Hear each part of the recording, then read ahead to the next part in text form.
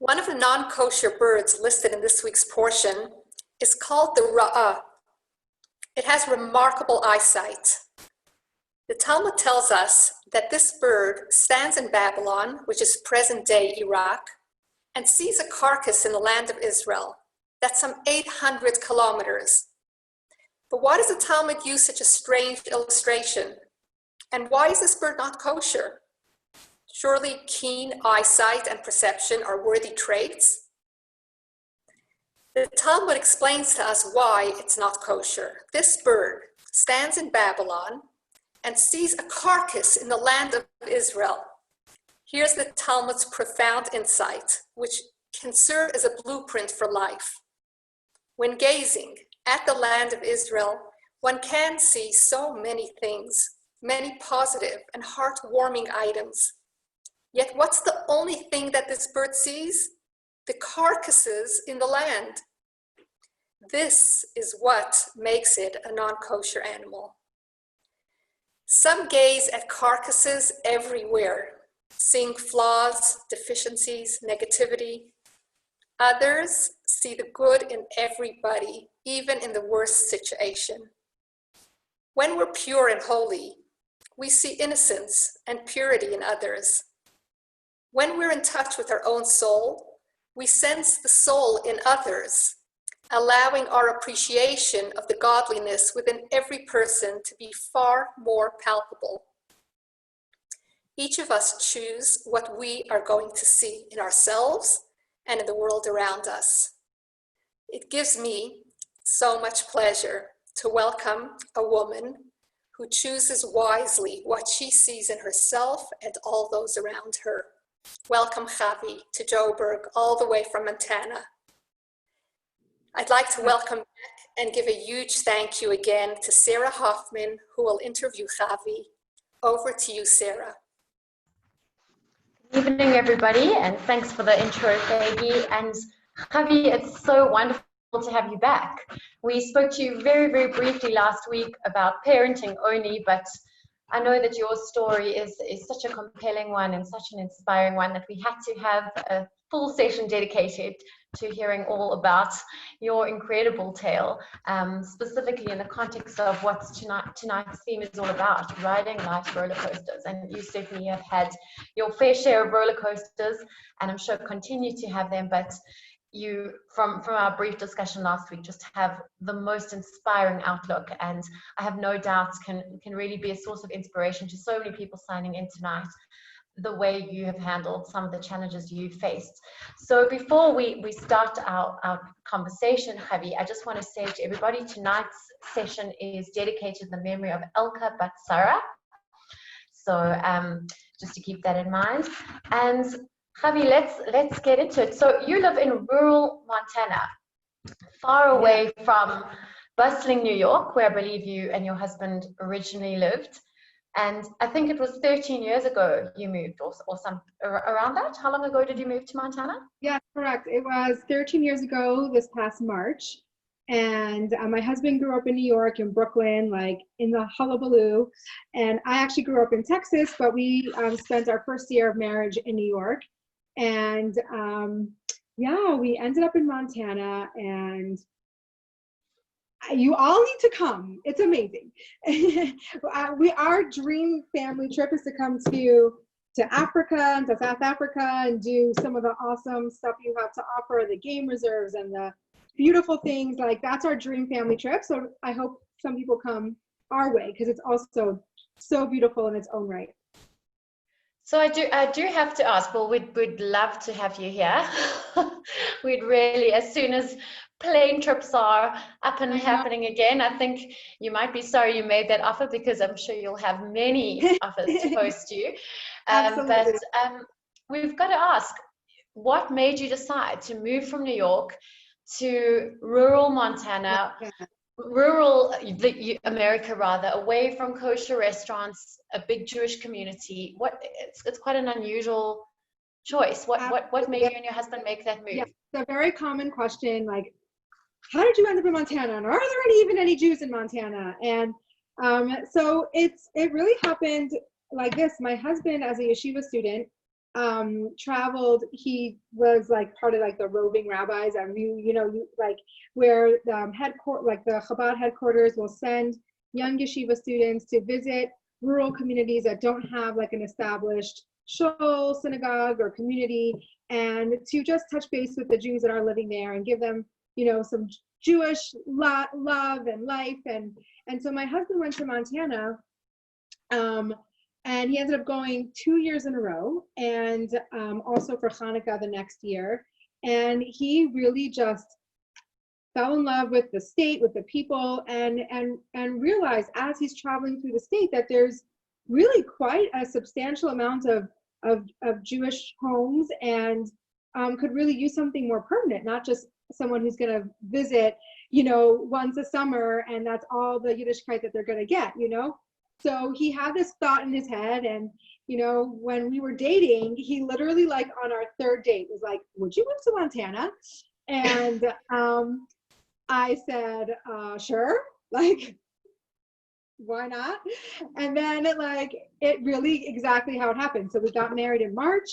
In the summer, we came out to visit, and I'm telling you, it's a trip. Like, the summer here is beautiful. Like, it's gorgeous, gorgeous, gorgeous. They forget to tell you that there's 9 months of winter. Like, so it's a very good idea to come visit in the summer. But I knew about the winter, and we came, and it was just like, let's do it. And you'll see the theme, kind of my personality and throughout my life, is I don't really overthink things, which can be a really great thing and which can get me into a lot of trouble. So, but I was just like, yeah, let's do it. And so a day after our first anniversary in March, we set up shop in Bozeman, and we've been here ever since, and we love it. I mean, I love everything about living here. Amazing.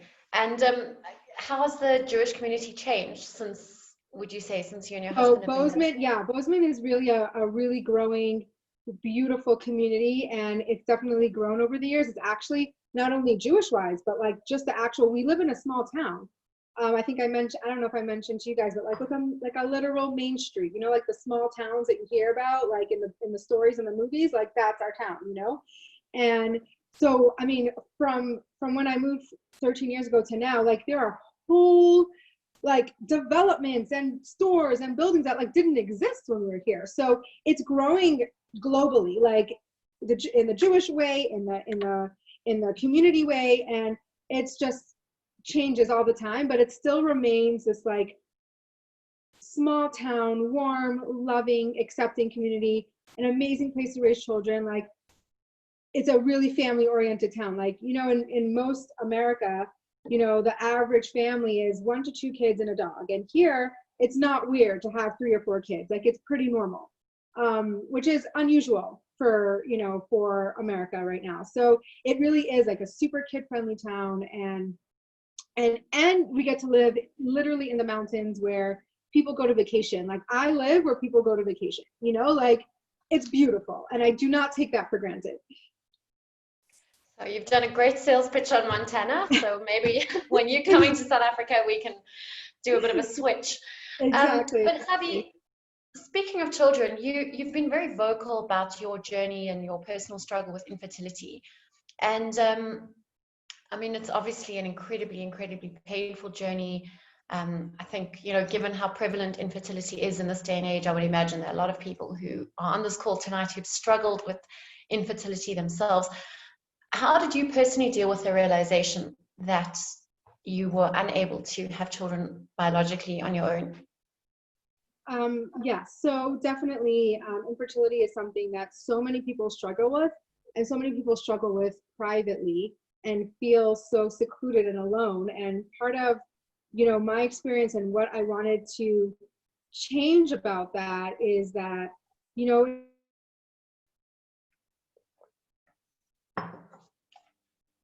it's not that we chose, God has given us, and when we can create that and the suffering, like there's a difference between pain and suffering that you go through. Suffering is when Sorry, is anybody else battling to hear Javi a little bit? Is the connectivity going in and out? That is suffering. Javi, we've lost you a little bit, so perhaps you want to disconnect and reconnect. Iti, are you able to hear Javi?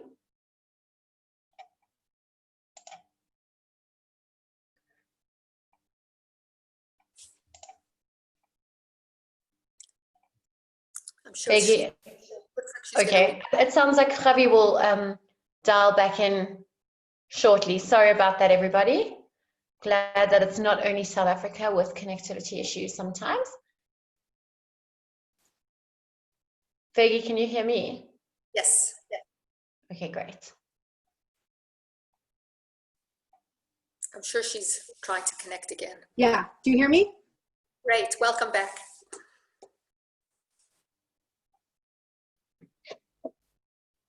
Sarah? Okay, I don't know what happened. Okay, we're back.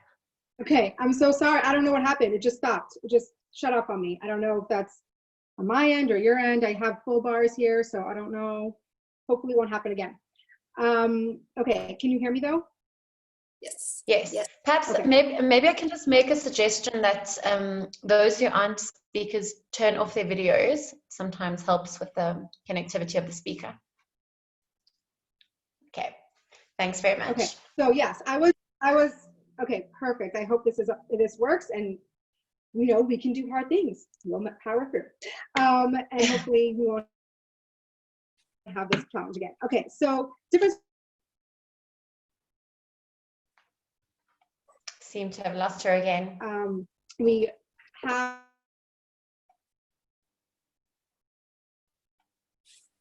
suffering is when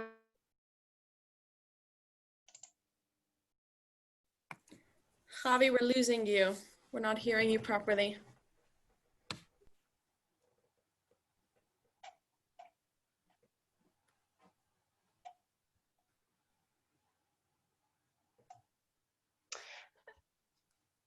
Did you want to send her a message? I'm sure she's connecting. Yeah. Looks like she's coming back on.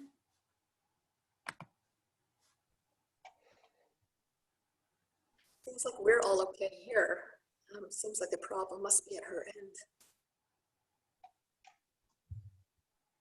In the meantime, I wanted to say, if anybody has questions for Javi that you'd like me to ask her specifically, you're welcome to pop them into the chat, and I will do my best to address them to her directly during the course of tonight.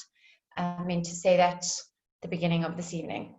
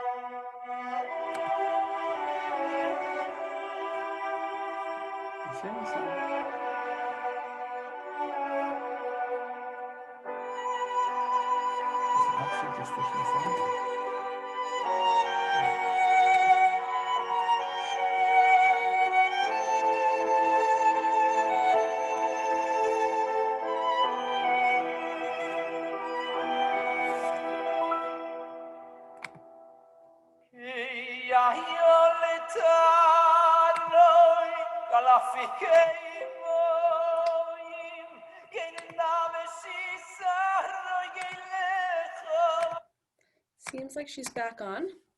So I'm going to, Sorry, everybody. I see Javi has signed back on. Let's hope we sorted out our technical issues and can carry on. You just bear with us one more minute. Hopefully we'll be running again.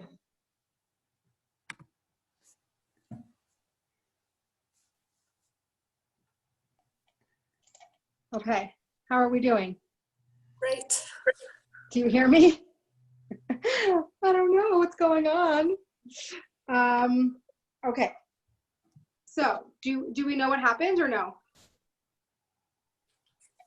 No, unfortunately not, but let's give it another go. It does say your network bandwidth is low, but let's hope that you're in your happy place now. So as I can see behind you. moved up, so we'll see. Exactly. It says my network bandwidth is low. That's what it says? Yeah, but let's give it a go. We seem to be able to hear you now. Okay. I don't know. That's never happened to me before. I'm so sorry. Okay. So I think I was talking about the difference between pain and suffering. And, you know, we experience pain. There's a lot of different challenges in our lives that create pain. We feel pain. But suffering is when we stay in that pain. We allow ourselves to tell ourselves stories that add on to that pain. And we take a lot of circumstances that then prolongs that pain into suffering. So when we can create support around our challenges, that can help us not suffer indefinitely in our pain, if that makes any sense. So going back to the infertility journey, we have a unique story because we were really young when we got a complete infertility diagnosis. So we got married, we started, you know, trying to have children like as expected, as, you know, we're a religious couple, you know, it's like get married, start a family, like all the regular things. And, you know, it just didn't happen right away, but we weren't super alarmed. And we started to slowly do testing and start to get, you know, doctors involved. And then we moved to Montana, which as I sung all Montana's praises before, but we do have very limited medical access to medical care. Like there's no specialists in our small town. So we started to have to travel. So we traveled back and forth to New York and started this infertility journey. And to make a long story short, we were down to this one procedure that would literally determine whether we would be able to have children or not. So literally, like, you know, that term, all your eggs in one basket, like that is exactly what it was. It was like all our possibilities to have children was in this one procedure. So Erev Shavuos, I want to say like 12 years ago, I guess, 12, 13 years ago, we went to do this procedure in New York and it was unsuccessful. And I wish I can give a class to doctors on how to have bedside manner, because some doctors are great at it and some are not. And he was not. He was just like, he came to talk to us and he said, you know, you're not having biological kids naturally and there's nothing else to do. Like, see ya, have a good day. And obviously it was super devastating. I was 23, my husband was 26, and that's a very, very young for your life trajectory just to be completely off kilter. Like anything that you expected, you know, was just down the tubes. Like, so, yes, I'm gonna try to make my device stay still. So it was, you know, I kind of think that having having this happen at a very young age has its benefits and has its drawbacks. But part of its benefits is that you're still young and naive and like very, you know, hopefully resilient. And this is my journey was really, you know, just really like facing reality. And I'm not a very patient person and I am a very actionable person. So I said to my husband, I said, I'm not going to be in this world without a family. Like, this is what I want. This is what I expected for my life. This is what, like, I don't know how to live. I don't know how to be here without like raising children and having a family. So a lot of people do. And that's just didn't know how to do that. So if I'm not going to have a family conventionally, then I'm going to figure out a way to build a family unconventionally. I don't know what that's going to be like, and I don't know exactly what that looks like, but I kind of put all my energy into like, how am I going to do this? Does that make sense? So yeah, I mean, that's an unbelievably resilient attitude. And I mean, I know that you say maybe perhaps age and a bit of naivety worked in your favor, but I do believe that it's obviously your very core and your very essence is inherently positive, as you said, action driven. Did you experience a kind of a slump at all at that point, or was it so this is very refusal important. Like, yes, this is a really important part of my story that I'm always very, very clear about. First of all, there's a couple things that we did. Number one, we said, if we're not having children right now anyway, we're going to live it up. Like, we're going to travel. I'm going to shop. Like, you have no kids to support, I told to my husband. So like, I'm doing all the retail therapy that I can get, you know? And so we really did have that kind of attitude. Like, I didn't want to look back at the time of my infertility and only see darkness and bleak. I wanted to have positive memories associated with that. So like, when there was a failed procedure, I have like, oh, I have these pair of shoes to show for it, you know, like, so I can look back and have some positive memories for it. But at the same time, there were days where I didn't get out of bed and I just said, I'm having a bad day. I don't see the light at the end of the tunnel today. Some days I do, today I don't, and I'm going to do that. I'm going to be kind of dark and heavy and be upset and be depressed and be, you know what I'm saying? So it's very important to, and I've learned how to do that better as I got older. And as I spoke about last time, starting my journey with therapy, I was able to tap into that more and letting feelings be feelings instead of trying to change feelings. I think, you know, years ago when I was younger, I would be like, oh, I don't have a right to feel sad. Look at all the blessings that I have. And I would try to change my feelings of sadness.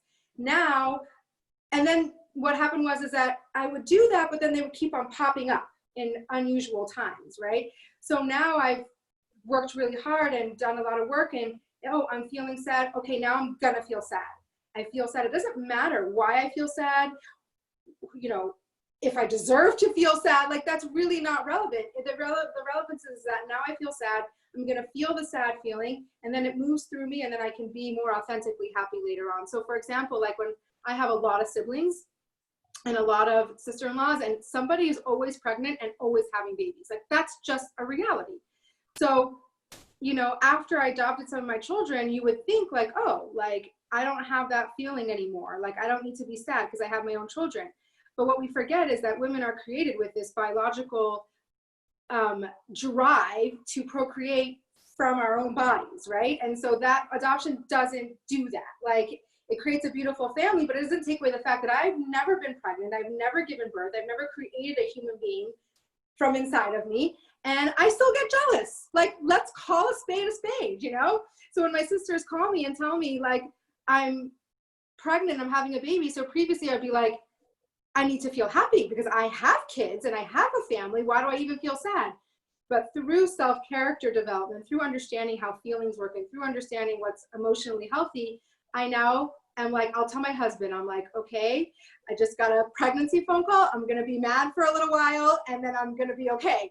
And it really works. It's amazing. Like when we let ourselves feel our feelings and not judge them, then we can move on.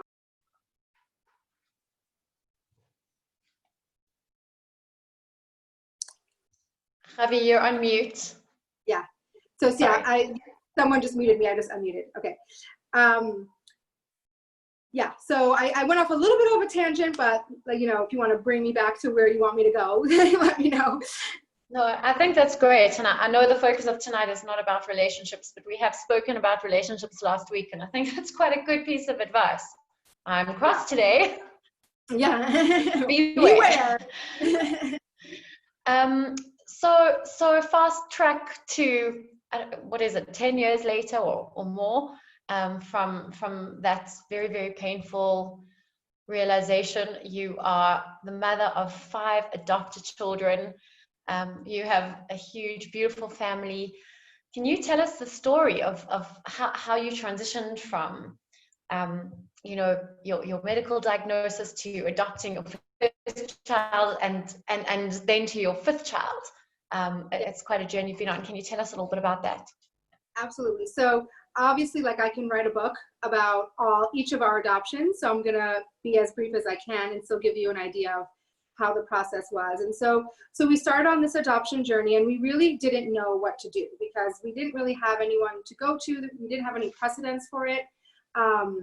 Especially in the religious world, it's not very common. I didn't know anybody who did it. Nobody speaks about it. It's almost like it's a taboo kind of subject. And so we really were kind of pioneering this path and trying to figure out how to go about it. So we did just a lot of phone calls and calling, professionals and social services. And what we figured out is what we first have to do is we have to create a home study, which makes us legal to be adoptive parents. Like, you can adopt all you want, but if you don't have your paperwork and if you don't have all your ducks in a row, then you don't get to do that. So I always say it's amazing, like, how much you have to go through to become an adoptive parent. I always say if every parent went through something like that, our parents would be more prepared for parenting. But so we had to do all the legal stuff, and then it was just about how we're going to go about networking and actually adopting a child. And one of the benefits of living in a being part of a Jewish community, and that we're all brothers and sisters, we're all family. And so when you put something out there in the world, like, we all care for each other. So we actually have a network of shluchim who there's like an email, and we literally sent out an email and said, we're looking to adopt. If any situation comes your way or in your community and you hear of something, let us know. And that is literally how we adopted all 5 of our children. And so our first child, Chaya, was born in Russia 9 weeks early. So she was 3 pounds in very, very poor health. She had tons of surgeries. She really is a miracle baby, just about the fact that she's alive. She survived the Russian medical care. The fact that she was a preemie and they actually took care of her and saved her is a miracle. But through her medical journey, it became clear that she just needed a little bit more support and care, which Moscow couldn't provide. And so they really wanted the birth mom to take her to America for evaluation and just extra support. And so after a little while, this mom did, but she reached out to the shluchim in Moscow, and they flew with her to the States to help take care of this baby and get her medically evaluated. During this journey, this young mom decided that she's just not able to care for her and really wants to find an adoptive family for this child. And, it's a big decision, and she it was spoken to. She had to see social workers. Like, no adoptive mom's allowed to adopt a child without going through their therapeutic process. So, and she was really sure about her decision, and she followed through on it. And then at that point, we got a phone call from the shluchim, and he said, and this shliach happens to be one of my husband's very close friends who knew about our story early on. And he said, remember when you told me that you wanted to adopt? Like, is that for real? Like, do you really want to? And we're like, yeah. And he's like, okay, I think I have a baby for you. And on November 10th, almost 11 years ago, so Chaya's birthday is in a week and a half, but we adopted her when she was already 2.5 months old. So her birthday is August 28th, but her adoption day is November 10th. So on November 10th, almost 11 years ago, we got a call from the adoption agency that says, Rabbi Chaim, you and your wife can come now and get your baby. And it was in that moment that we became parents. Have you ever heard of the phrase, Yeshua Hashem Keharif Ayin? Like, God can provide, saving or redemption in a blink of an eye. And that's exactly what it felt like. Here we were, this couple that had infertility. We have a permanent infertility diagnosis. We have, we didn't know what we were going to do. And now we walk into this adoption agency, we leave with a baby, just like that. And it was in that moment, things just crystallized. It became so clear that God has a plan. He has a plan. Sometimes we get to know it and sometimes we don't. But I got lucky enough to know that I'm not meant to have biological children because I'm meant to do this. And I would never have if I had biological children, it would never enter my mind to adopt children. Like, not because it's a negative thing or not because I wouldn't want to, it wouldn't be on my radar because we're not raised that way, you know? So here I was able to have this crystallized understanding of what I'm meant to do. And I'm so forever grateful for that because I get to really understand, in my perspective, like, I don't know, maybe I got it all wrong, but in my perspective, I feel like I'm in this world and I'm here because God has a plan for my journey and for my family. And in that moment, it was very clear. So that's Chaya. And then a couple I can't imagine, sorry to interrupt, but I just can't imagine the emotions running through you when you got that phone call. Well, why this is called a roller coaster, because it's a roller coaster, because until you get that call, like you know, it's up and it's down and things are going to work, you know, maybe it's not and it's going to work and maybe it's not. And I can't even tell you how many situations where we were this close and then a birth mom changes their mind, which I fully respect. Like, that is their birth mom's complete right to think one thing and then give birth and then think another thing. That is their right. But on the other side is this couple that's on a roller coaster journey, you know? So it's definitely a roller coaster of emotions for sure. And it takes you on quite the ride. But so moving on, a couple months later, we got a call from another rabbi in New Jersey saying about another situation that he's privy to and wanted to know if we were interested in adopting another child. And it was really soon after Chaya. In the end, they're 13 months apart age-wise, but we adopted them 10 months apart. Wow. Because Chaya was already almost 3 months old when we adopted her. So, and Zizi has her own special story and journey, starting off with her being born 3 weeks early on Shmini Atzeret. And we were in Texas celebrating the holiday with my family, and she was born on the first day of a 3-day holiday. And so we got a fax. I don't know if anybody remembers those, but that said, literally, it's a girl, and like, come and get her, you know, and we are in a different state on Yontif, like, and they were very, like, they're like, if you don't come and get her by this and this time, we're giving her to social services. And I mean, crazy. So long story short, my mother-in-law was very, very sick, and she had a full-time aide at home in New York. And we found someone who could make a phone call for us that wasn't Jewish. Between the person that was in Texas talking to the aide in my mother-in-law's house, we arranged for my brother-in-law, my sister-in-law, my husband's brother and sister, the second Shabbos was over, to drive an hour from Crown Heights to New Jersey. They picked Zizi up. We had, you know, all the paperwork signed. It was okay to release her to them. They spent the night with her in New Jersey. We flew the next morning, and we adopted and met Zizi for the first time in Enterprise Rent-A-Car in Newark Airport. So that was pretty fun. I'm like, okay, here's your baby. Like, you didn't want to name her Enterprise. No, we should have. So that's Zizi's journey, is start to her life, and then she has a ongoing health journey that we can talk all about, just about that. But just a long story short is that she has a rare genetic disorder that only 500 people in the world have. That we started noticing signs at a year. She had her first seizure, and she was very delayed in her milestones, and it took 4 years to figure out what she had because it's so rare. And that was a huge journey to figure that out. And it's a genetic thing, but very rare. And so she has something called GLUT1 deficiency, which her brain doesn't metabolize glucose, which is the primary energy source of the brain. So her brain was deprived of energy because these transporters that transport the blood sugar from your blood to your brain were deficient, and it wasn't getting her, the glucose wasn't getting to her brain. Like, her blood sugar levels were fine. It just wasn't getting to the brain, which affects the whole brain. So it manifests in a movement disorder, a metabolic disorder, seizure disorder, because your whole brain is affected by the lack of energy. So finally, at like 4, almost 5, we got the diagnosis through genetic testing and all that kind of stuff. And also, remember, I told you we have no specialists. So all of this is traveling to specialists, figuring out, because the first doctor told us that it's all in our head, nothing's wrong with her. And, you know, we have, as moms, we have to trust our gut. I'm like, this is not right. Like, I'm telling you, something is up. And it took 4 years to figure it out.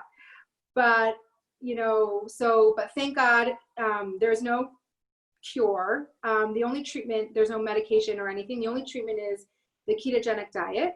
I know it's a big fad, but this is the medical version, which is not fun.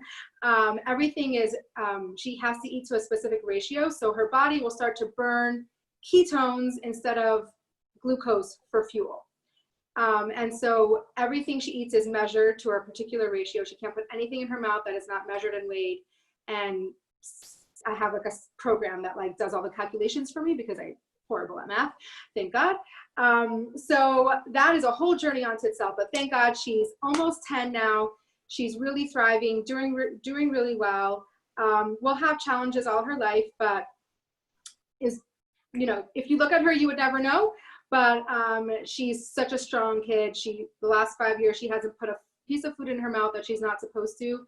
She can't eat anything that anybody else eats. She doesn't get treats. She doesn't get to go to restaurants. She doesn't eat in people's homes. When we travel, we have to prepare and measure her food to bring along with us. So it's definitely a huge challenge, but also provides character, builds character. So that's Cece. I don't know if you have any questions before I go on to many.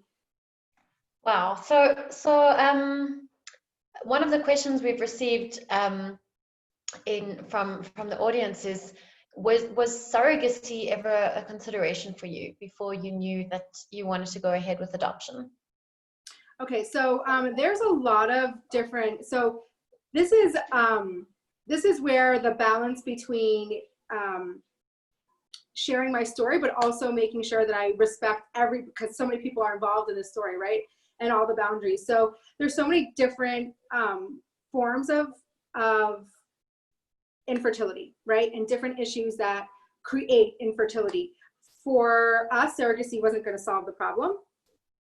So that wasn't an option. There were a lot of different options. And what my husband and I did together was figure out what we both felt comfortable with and we both felt like works for us, you know? And so and halachically works for our family as well. So we settled on adoption. There's so many other beautiful ways to build a family. And it's really important for anyone who's going through infertility to figure that out, right? Just because adoption is the right thing for one person doesn't mean it's right for everybody else.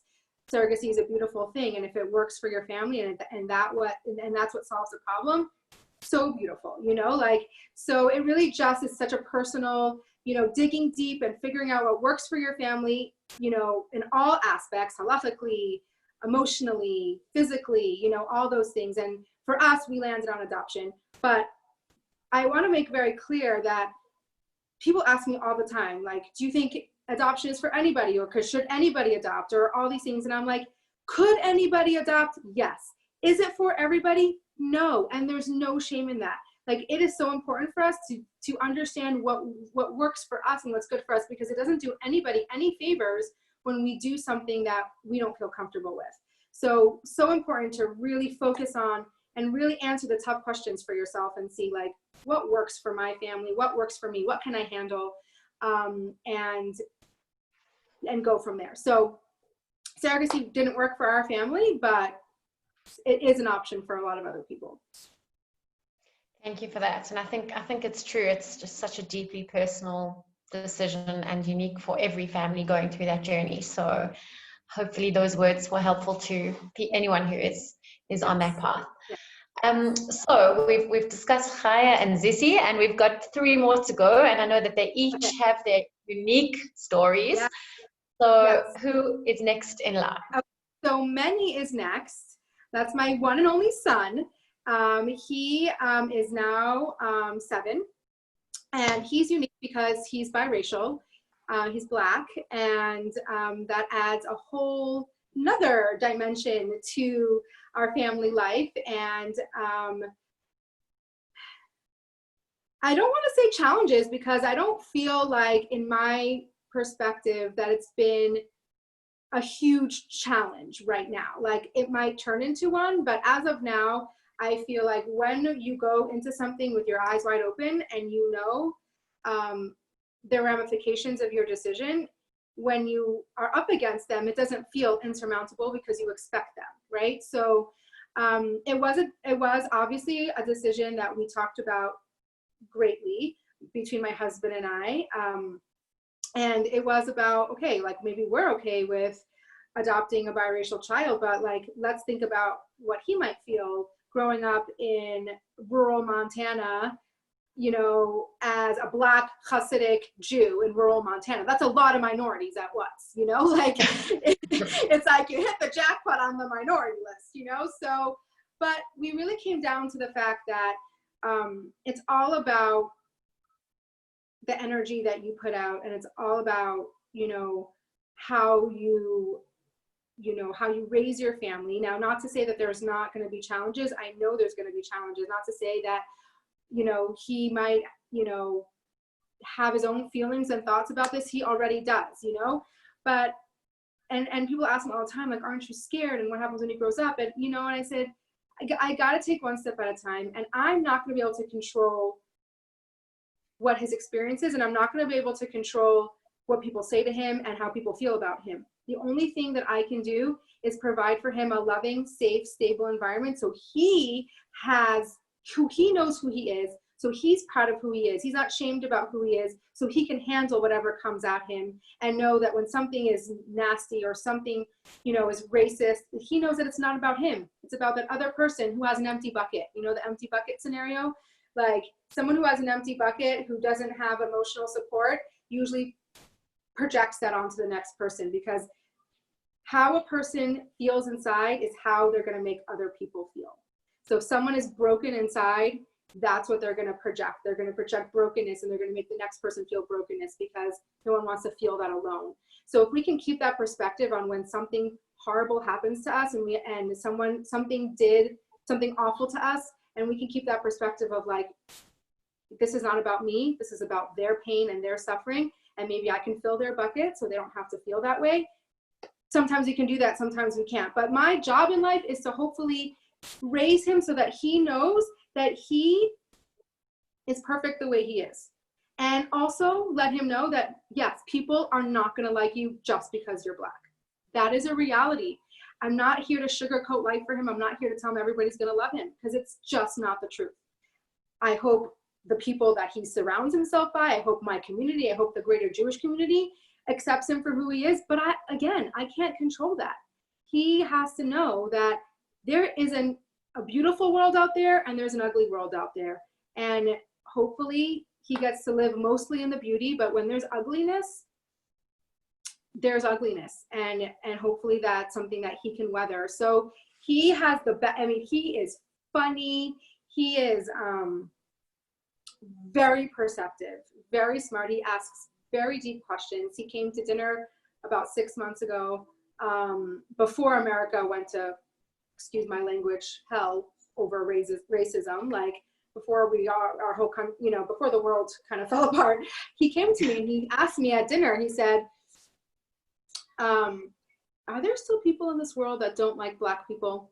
I promise you, word for word, he was 6. Okay, so that's a very nuanced sentence. That's not just like, it's like, are there still people in this world? Like, is it true that there's people in this world that don't like Black people just because they're Black? And I could have said, you know, Manny, don't worry about that. Everybody loves you. Like, it's going to be fine. And I looked at my husband and we said, here goes. And we said, yes, there are people in this world that don't like Black people just because they're Black. Does it make sense? No. Is it right? No. Is that how we live our life? No. But does it exist? Yes.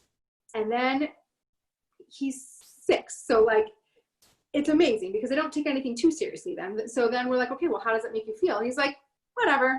Can I have the pasta? Like, you know, but then he processes. And then he, like when he was 3, he came to my husband, he says, I don't want to be Black. Of course course he doesn't want to be Black. He's like the only Black person for miles. Like, never mind in our family. In Bozeman, there's no diversity. Like, it just doesn't exist. So he's a minority in the secular world too, in our city. So, you know, but it's not our job to fix it. It's not our job to change it. It's our job to be there to hold it.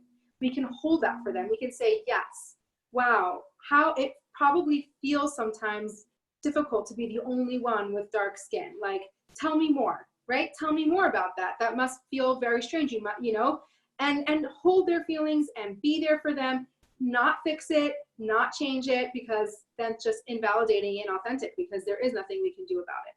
So, so that's Meni. He has brought so much joy. He has brought so much, you know, each child brings a different complexity and a different thing that opens up to our life, that allows, I always am so grateful that my kids are exposed to so much, because I feel like it makes us as humans, the more we're exposed to, the more we understand. We're more tolerant, we're more empathetic, we're more embracing of differences, and the only way to do that is to expose yourself to it. Wow. Thank you. That was, I mean, he sounds like just the most amazing little boy. And you really, I mean, in talking about Meni, I think you've really distilled what, in my opinion, is one of the most important aspects of parenting. And just, if we can instill in our children EQ and empathy, it's actually, that seems to be, you know, it just trumps everything. That's where the gold is at, right? Like, who cares if they know how to spell and they have, you know, they get their math, like they can do math. Like, honestly, you know, it's great. I think they need to excel academically as much as they can, but my goal is all this other stuff, right? All this EQ, all this empathy, because if you can move through life with those skills, you're already ahead of the game.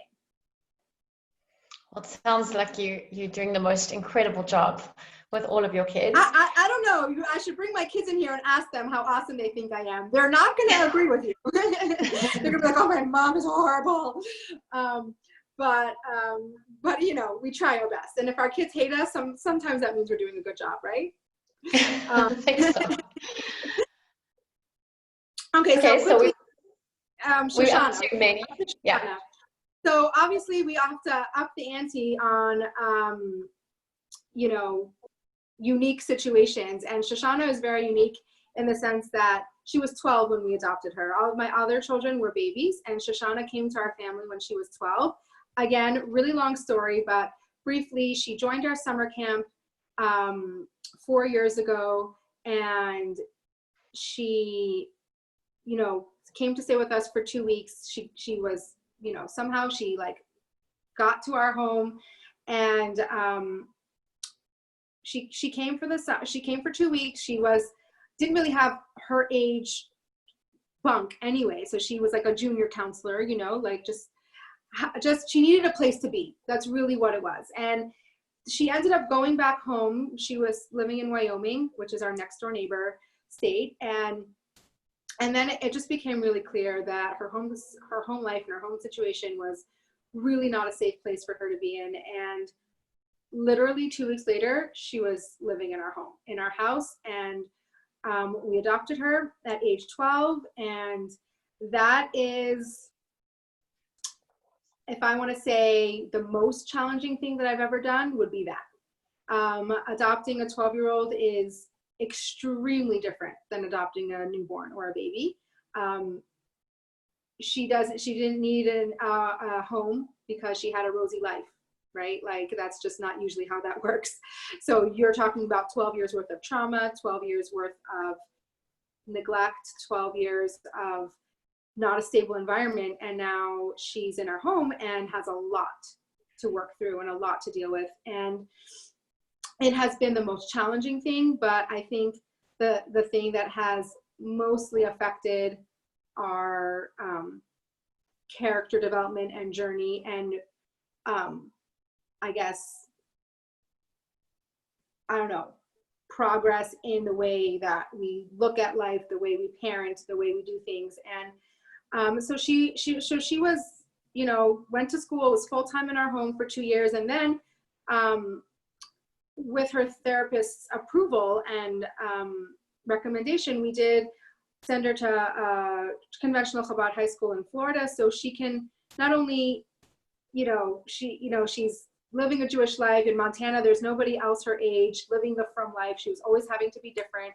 And so, the thought was that would be really good for her to be with kids doing things like her, not always being different. And the thought was good, coming from a good place. We made the best choice with the information that we had at the time, but in the end, it didn't work out. And she had a lot of things that were coming out in her behavior that was just showing that how much pain she was in inside. And that needed to be addressed in a very acute way. So we did something, again, very unusual and radical for, at least in the frum world, and we sent her to a wilderness therapy program in Utah for 4 months. And wilderness is basically like you're living out in she was in Utah in the desert, like nothing, no tents, no cabins. I mean, like on the ground, sleeping bag under the stars, no showers, no bathroom. She lived like that for 4 months. And to say that was a revolutionary experience would be an understatement. Like, it is a beautiful program filled with empathy and the therapeutic support. The guys that are there with them are unbelievable. The therapy that they get is unbelievable. The peer support that they get is unbelievable. The response, that basically was helping her discover who she was while working through her past pain and trauma. From there, she transitioned into a therapeutic boarding school in Utah as well that specializes in equine therapy with horses, which was amazing for her because she grew up on a ranch. So that was so beautiful for her to be able to reconnect with that part of herself. And I'm really excited to say that she's coming home on Sunday, and she's had an amazing journey. Their journey is ongoing. It's a lifetime journey. But what I think is going to, what happened is that she has, first of all, dug deep and discovered herself and worked through some of that pain that's always going to still be there and always come up, but also has now a toolbox of when I'm upset or when I'm triggered or when something happens to me, I can use healthy coping skills instead of maladaptive coping skills like self-harm, suicide ideation, any of those things, which are coping skills. Those are coping skills. They're just very unhealthy ones. So how do we cope with the things that are triggering us, the challenges, in a healthy way? So she has a toolbox, and hopefully we're gonna use it, and it's gonna be the next chapter is gonna start very soon. So we're very excited about that, and we're very, very grateful for her being able to have this experience of self-discovery and really being able to focus on herself, her growth, her pain, and figure out where she wants to go next in life. Wow. So that's Shoshana. I think we need a individual session for each one of your adoption journeys. I told you each one needs a book. Like I did. Each one needs a book. Each one needs a session. Each one so unique, filled with its own challenges and your own stories of personal growth. And we're down to your youngest child. My baby. Gonna be 3 in like a week, and it's very hard for me that she's getting so big. But Hanalea her journey is, she's still young in her life, so there's not as much to talk about in her journey perspective, but she's my Montana baby. She was born in Montana, so that's super, really sentimental and exciting. And she is, I just know she's gonna keep me on my toes. She's mischievous, has the best personality, she's funny, and she is, basically, I look at my husband every once in a while, I'm like, it's coming, hang on. So it'll be exciting to see how she develops and grows, and what her challenges will be and what her strengths will be, and we'll have to just deal with it as it comes. So that's the kitties. Amazing. And how has the Montana community been supportive of your most unusual family? Yeah, so amazing. Our community unique. Let me rather use the word unique. Yeah, our community has been the biggest support, our biggest cheerleaders. They really have been by our side the whole time, and as are both my husband and my families. Like, I know this is nothing to take for granted, because sometimes we have to do things that are right for us, but our families don't agree with or don't accept. And we're just so blessed to have a family that really embraced our journey and has not ever made us feel like we did the wrong thing or less than, or, you know, any of that stuff. So grateful for that. And as far as our community, I feel like we were put in a unique position, because part of being community leaders is, and Shluchim and Chabad rabbis and Rebbetzins, is that we talk to people all the time about challenges and overcoming challenges and accepting people for who they are and all those things. And I felt like we literally had an opportunity to practice what we preach. Like, it's really nice to say all those things, but then what happens when you're facing a challenge? What happens when you're put in these positions? What do you do? And we felt honored to be like, hey, we actually walk the walk. We don't just talk the talk.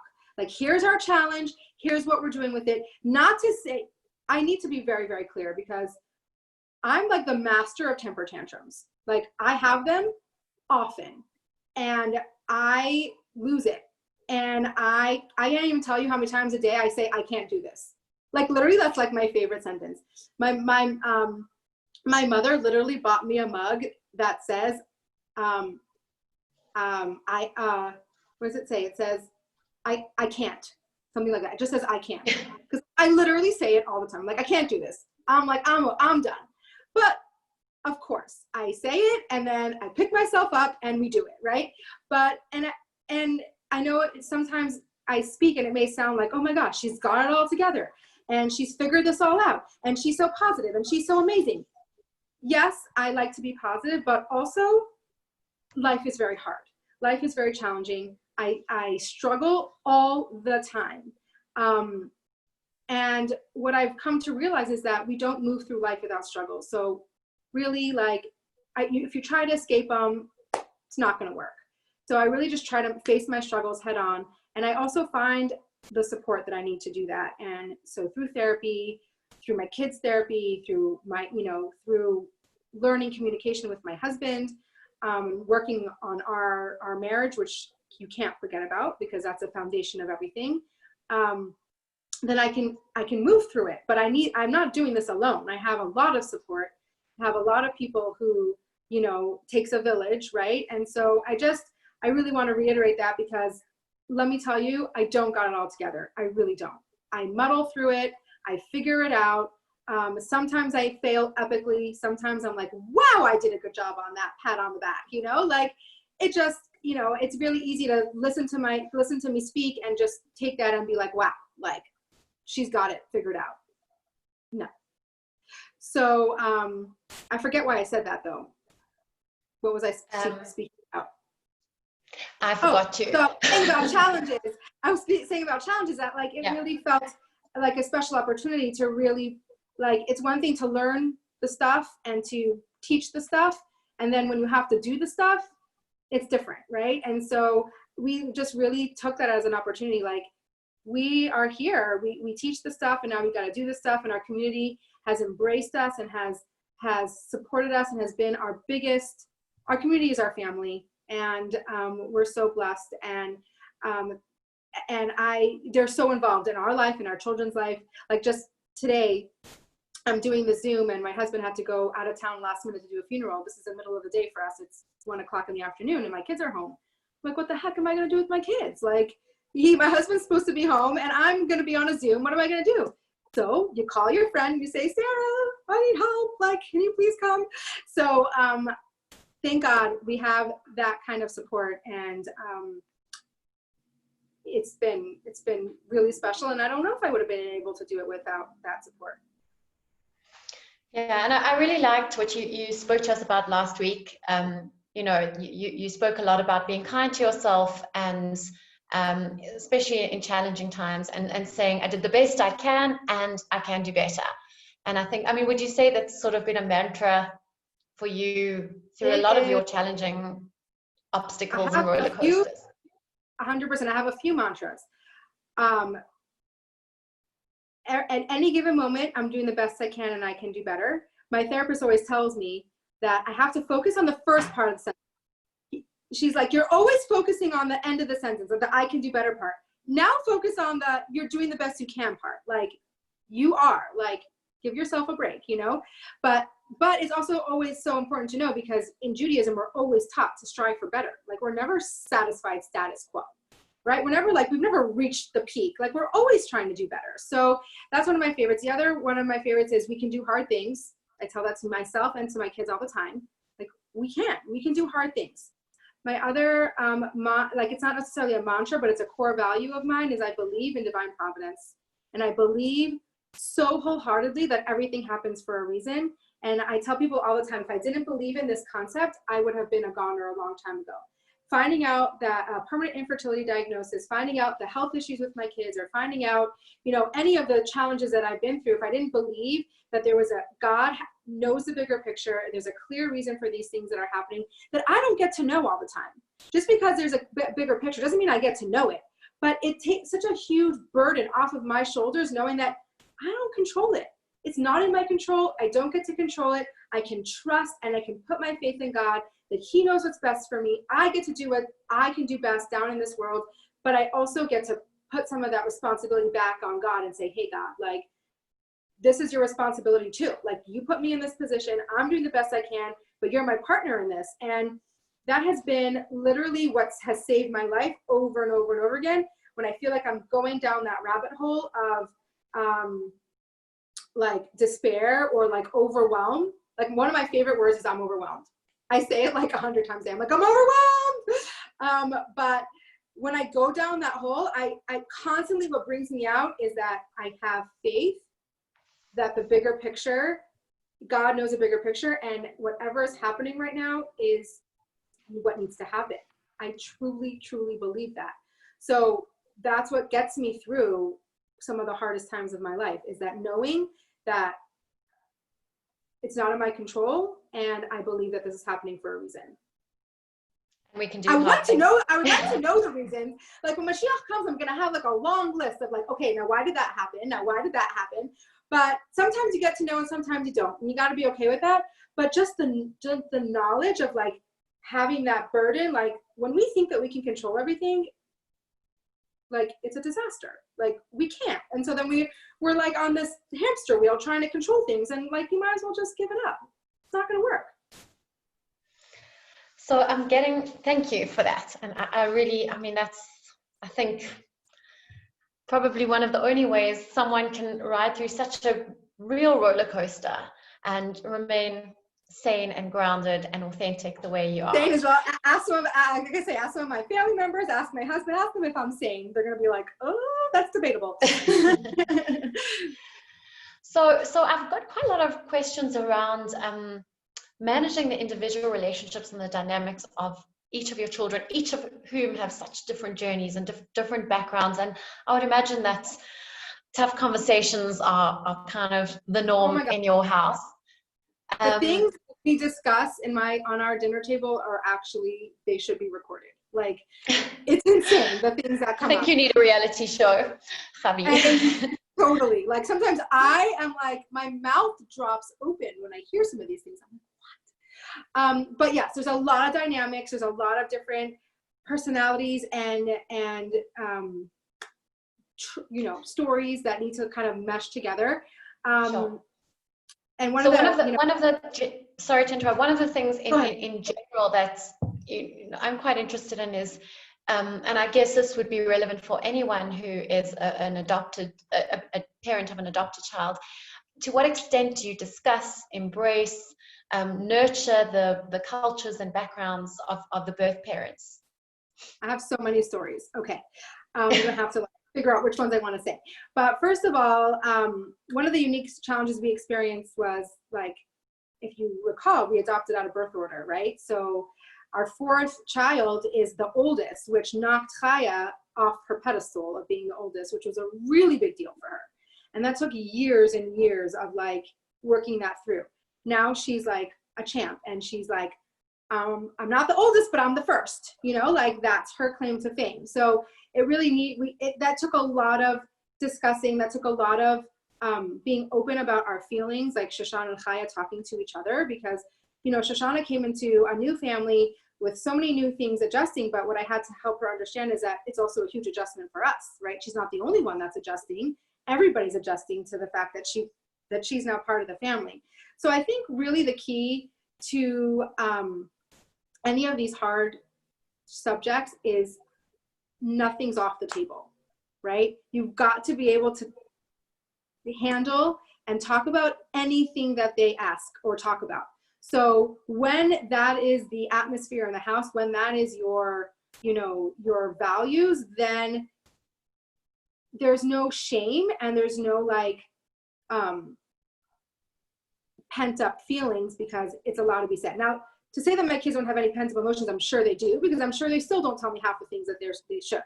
But for the most part, they know that they can come to me with any questions about their adoption, about race, about, you know, anything, about trauma, about, you know, anything I will sit and discuss it with them. So usually these kinds of discussions always happen like at random times.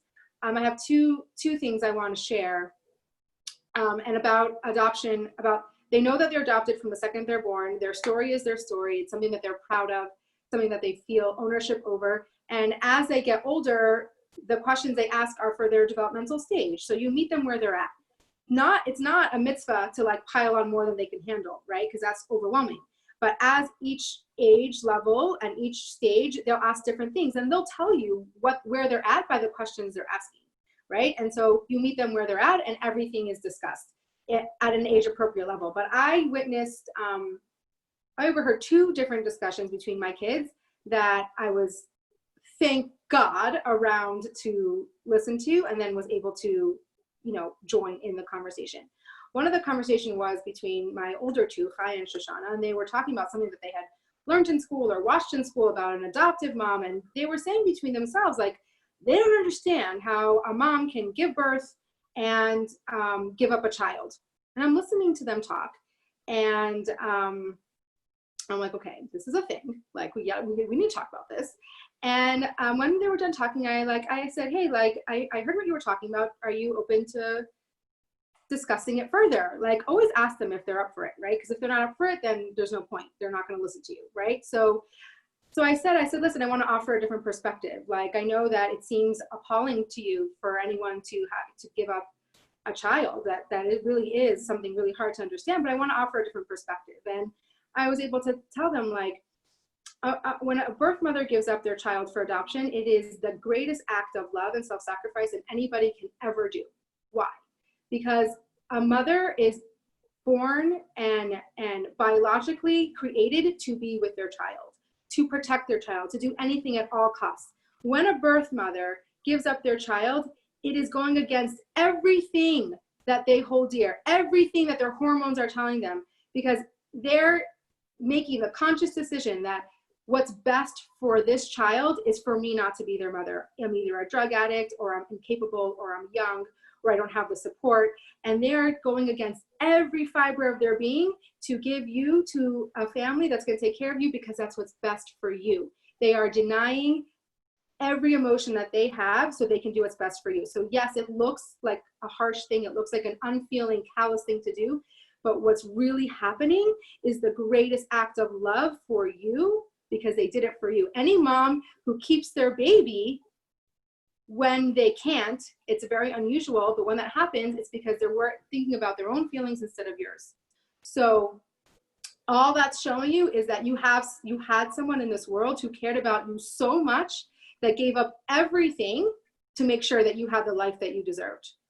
So I had the opportunity to offer that perspective, and now whether they agree with me or not, whether they understood it completely or not, they have a resource to understand and be compassionate, understand, and also help them in their story, right? Like, I wasn't given up because I was a piece of trash. I wasn't given up because I wasn't wanted. I was given up because I was so loved that I needed, my birth mom knew that I needed something more than they could provide. So that's one story. And then another story on the same vein, but with my 2 younger children, who you'll see is a lot less sophisticated, right? So they're talking between themselves, ZC and Meni, and honestly, I don't even know how these conversations start. Like, I kind of came in the middle, and they're like, Meni, like, why do you think we were adopted?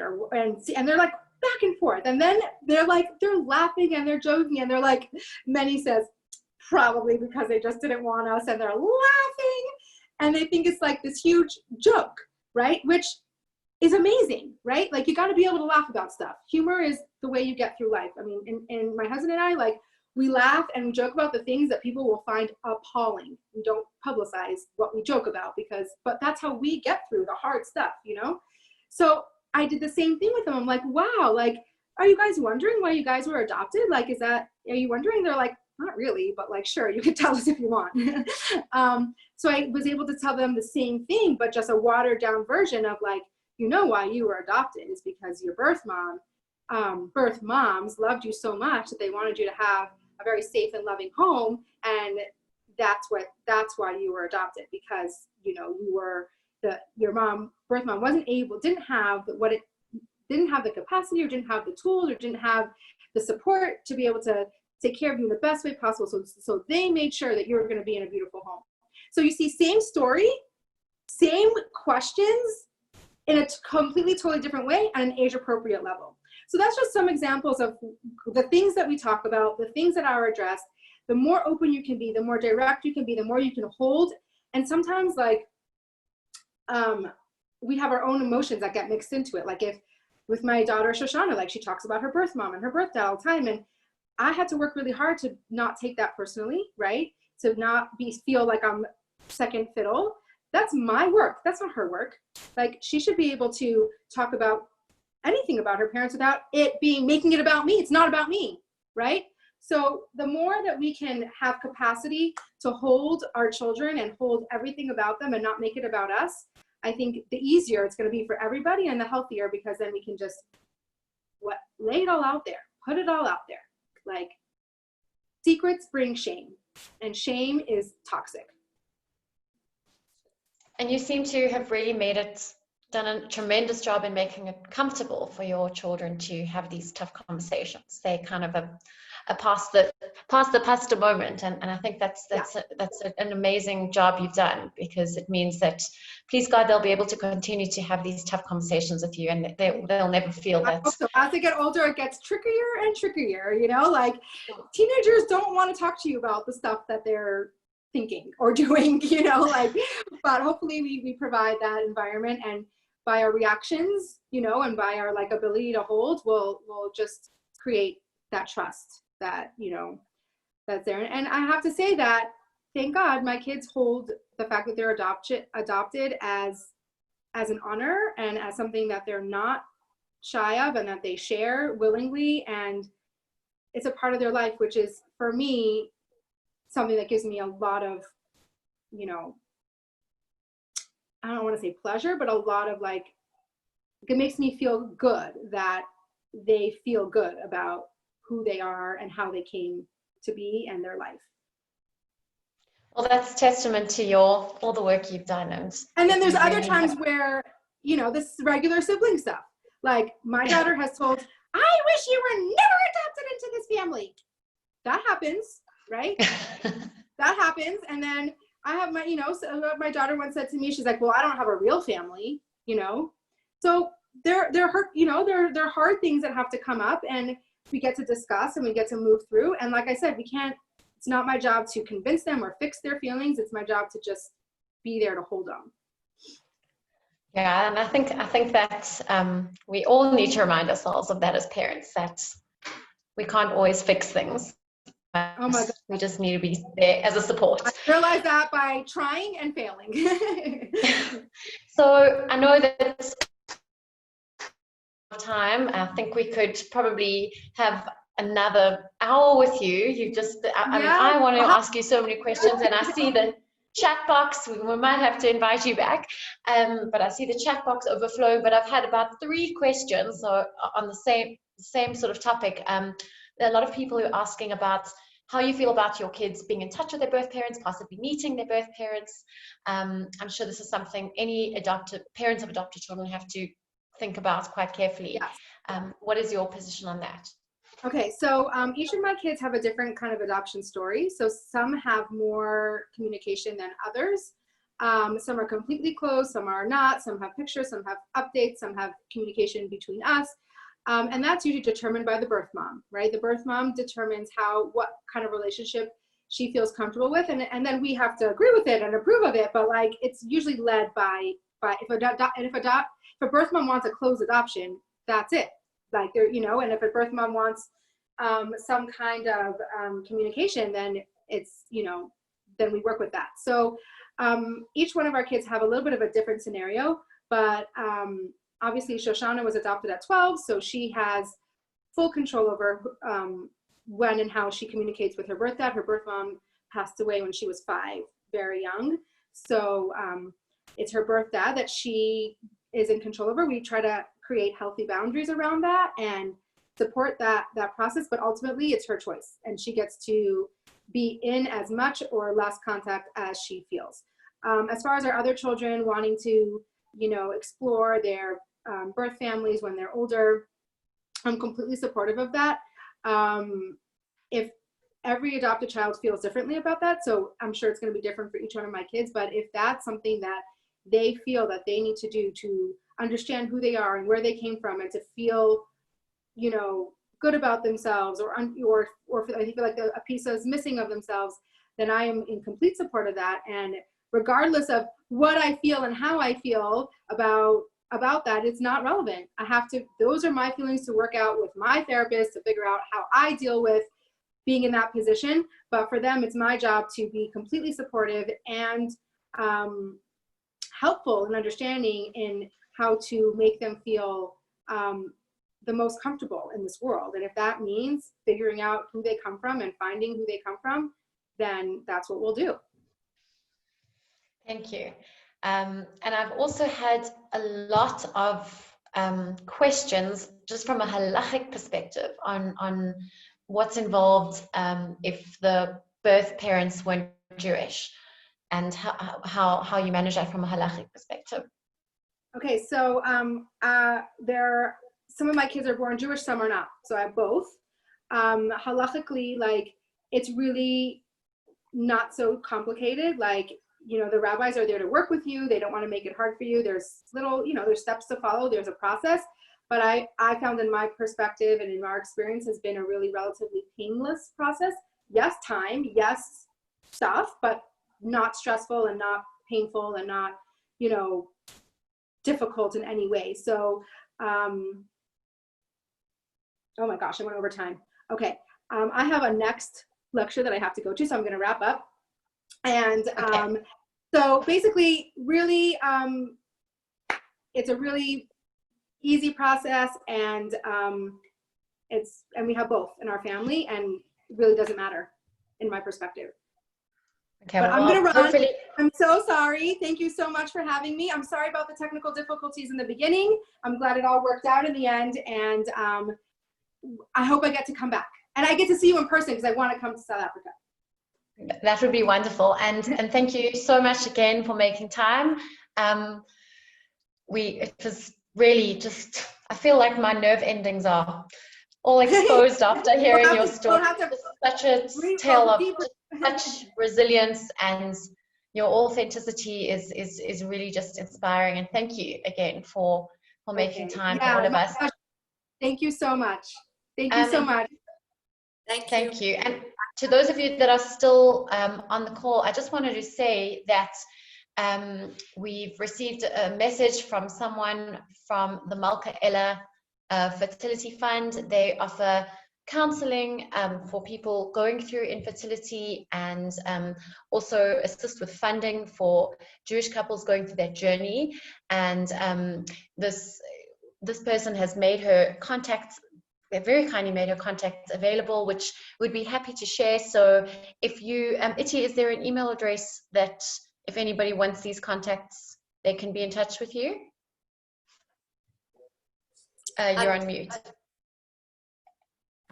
greatmikvah@gmail.com. Okay, so if anybody wants the contact of the social worker who's kindly offered her assistance, anyone going through this, she works with the Malka Ella Fund, just send an email to greatmikvah@gmail.com, and we'll share those contacts with you. And I'm really sorry for those of you who sent questions that we weren't able to answer. Hopefully we'll have another chance to speak with Javi again. And once again, thanks everyone for signing in, and enjoy the rest of your evening.